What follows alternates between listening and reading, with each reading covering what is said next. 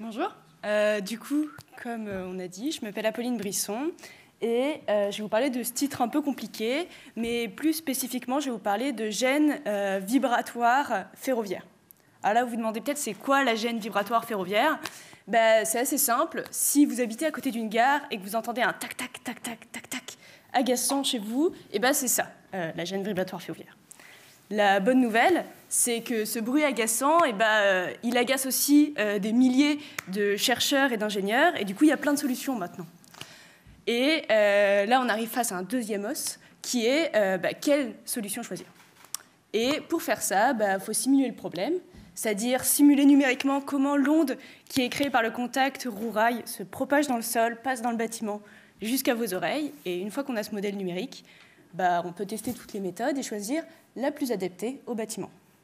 Ça a l'air assez simple dit comme ça, mais c'est un peu plus subtil. Parce que chez les ingénieurs, il y a deux teams.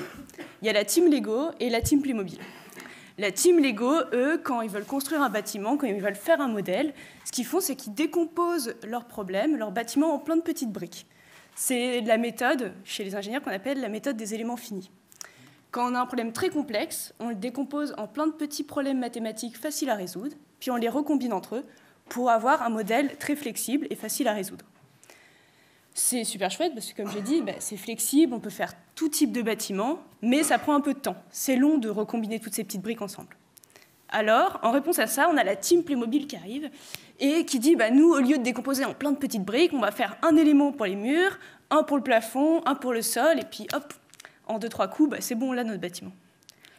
Mais je ne sais pas si vous avez déjà essayé de rajouter un deuxième étage à votre bâtiment Playmobil, alors que ce n'était pas prévu, c'est une galère.